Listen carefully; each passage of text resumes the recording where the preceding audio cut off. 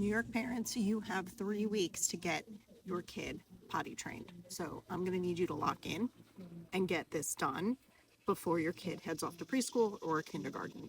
Ideally, they should be potty trained by the time they are 3. There are 5 of the big overarching things that you need to focus on to make sure your kid is successful, and this goes so quickly for you. All right, number 1 is consistency. Make sure you have a plan. Make sure that plan is communicated to everybody in your household.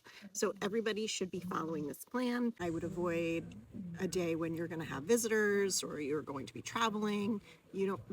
Things are not going to be consistent, right? So think consistency. And speaking of consistency, ditch the diapers, ditch the pull-ups.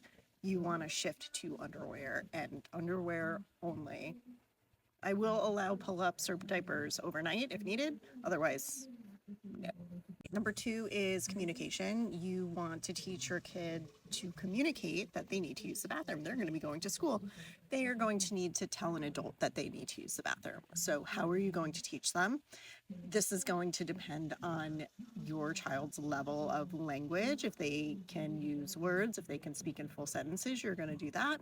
If not, you can teach them a sign, or you can, give them a little picture, stick it around the house or whatever, so that they can just point to it or tap it, to let you know that they have to go. And you're going to want to work that into your day of potty training. So each time they need to go, they should say potty, or, tap the sign and then go to the toilet. So this way they're practicing that routine. All right, number 3 is positive reinforcement. How are you going to reward your kid for actually going in the toilet? I would say use something small, something your kid doesn't have free access to all the time. Maybe it's M&Ms, maybe it's marshmallows, maybe it's gummy bears, something tiny that you can give them every time that they are successful. If they go number 2, give them 2. Number 4 is making sure your kid is loaded up with some liquid so that they are successful on the toilet. If they don't like to drink a lot, or they're just not thirsty, give them some salty snacks. Think pretzels, crackers, things that are going to cause them to want to drink, because you don't want them sitting on the toilet and not have to go. It's going to feel like a punishment, and they're going to be upset, and they'll be sitting there forever.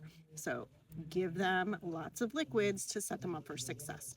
And number 5, opportunities, ties into the liquid thing, right? Make sure they're drinking enough to have lots of opportunities to go and come in contact with that cycle, that routine of, oh, I can feel I need to go to the bathroom. I say potty. I sit on the toilet. I go. I get a marshmallow. The more contact they get with that, let's call it a cycle, the faster they're going to learn, and the sooner you'll be done. You'll be done with this.